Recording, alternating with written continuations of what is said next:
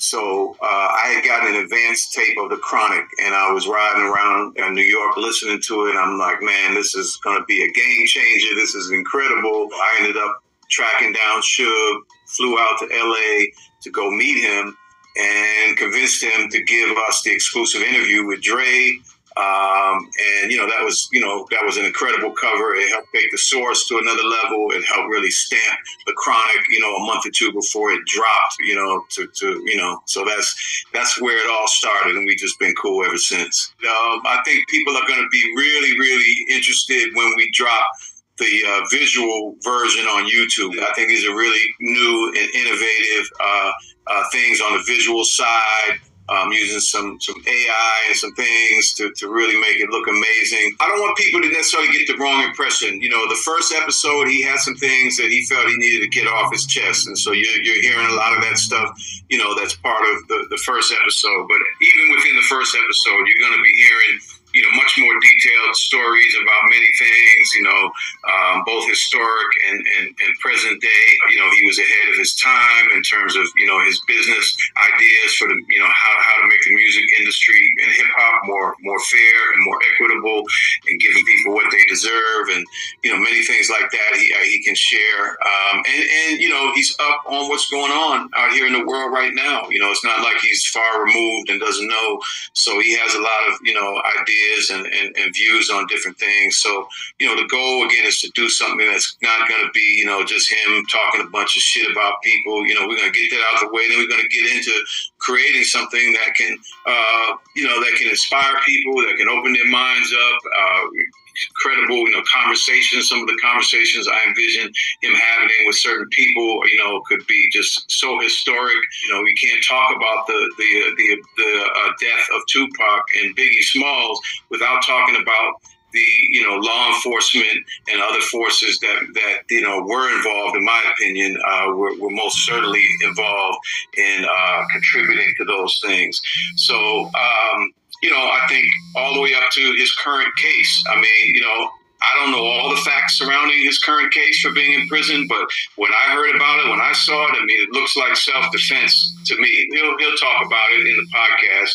I think he believed that he could have beat that case, but with all the odds stacked against him, they've been trying to put this man down for forever. They did it once and got him out of the way for a few years, and now they're hoping that they can keep him for the rest of his life in prison, but. Just like this podcast is popping up on people, don't be surprised if he ends up popping up one of these days. I don't know him to be a liar. I don't, this man is in prison. He's been locked up for, almost 9 years. He's had a lot of time to think and to get himself into the space that he's in now. So I just don't see, him being up there just making up shit or whatever. The boogeyman of hip hop is back. You better be scared because Suge Knight is back, launching collect calls on Halloween 2023. Hey, you know what it is. So as you heard from above, that's what the podcast is really all about too, with Suge Knight. And Akon plans on coming after Suge Knight for the defamation allegations right now, so it's a matter of time to see what comes from that. But Suge Knight was involved in a deadly hit and run on Thursday. He reportedly reversed his car and hit two bystanders back in the past. Actor Terry Carter, which was 55, who died shortly after, and actor Clay Sloan, 51, who was injured.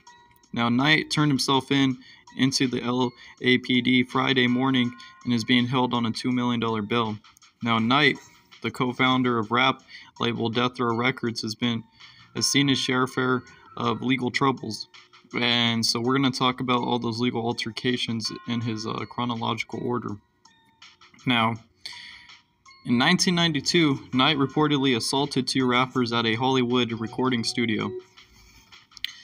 Knight pleaded no contest to felony convictions of armed robbery and assault with a firearm in a federal case.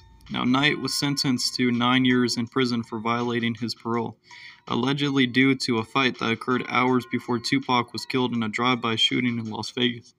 Now, Knight served 5 years and was released on August 2001.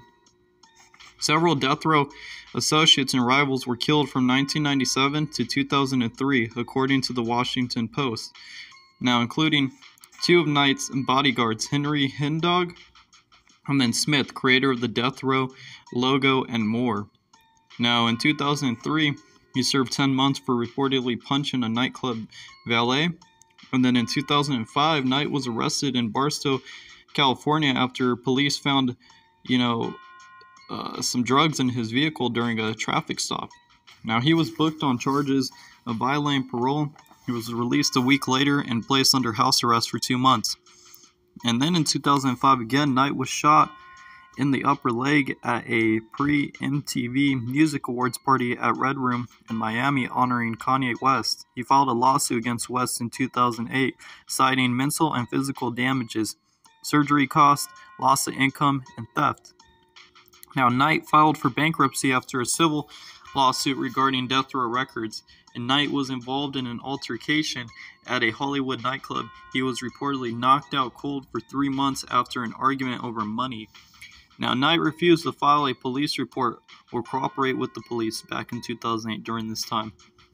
And now, Knight was arrested on drug and aggravated assault charges to Las Vegas Metro police officers that saw Knight about 10 feet away punching a naked woman with one hand and holding a knife in the other. Now, at a parking lot off of the Las Vegas Strip, Knight was reportedly partying in a nightclub less than 24 hours after he posted a $19,000 bail and on charges of felony assault with a deadly weapon, drug possession, and misdemeanor domestic violence.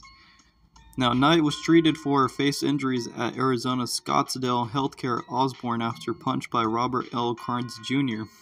Now, Akon's business manager, due to an altercation at the West Scottsdale Hotel. Now, Carnes and Thomas Leon Anderson Jr. were accused of assault and disorderly conduct.